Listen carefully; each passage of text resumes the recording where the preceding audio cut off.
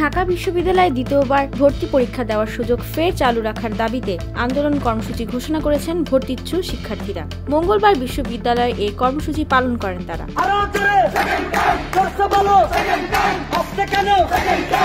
এছাড়া গত বছর নভেম্বরে সেকেন্ড টাইমের দাবিতে শিক্ষার্থীরা হাইকোর্টে রিটও করেন। তবে কি এবার সত্যি ঢাবি ভর্তি পরীক্ষায় সেকেন্ড টাইম চালু হচ্ছে?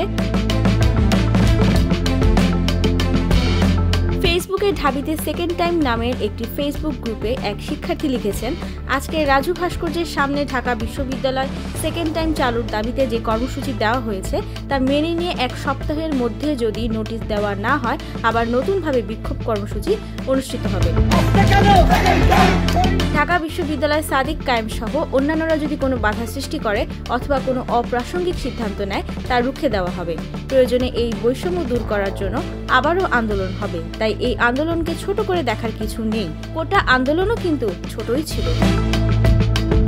শিক্ষার্থীদের এমন হুঁশিয়ারি এবার সত্যিই ভাবিয়ে তুলছে যে ঢাবিতে হয়তো এবার সেকেন্ড টাইম চালু হতে পারে। চলতি বছরের 28 নভেম্বর ব্যবসায় প্রশাসন ইনস্টিটিউট IBA ইউনিটের ভর্তি পরীক্ষার মাধ্যমে শুরু হবে ঢাকা বিশ্ববিদ্যালয় 2025-2026 শিক্ষাবর্ষে ভর্তি কার্যক্রম। সম্প্রতি বিশ্ববিদ্যালয়ের ডিনস কমিটির বৈঠকে বিভিন্ন ইউনিটের ভর্তি পরীক্ষার সম্ভাব্য তারিখ নির্ধারণ করা হয়েছে।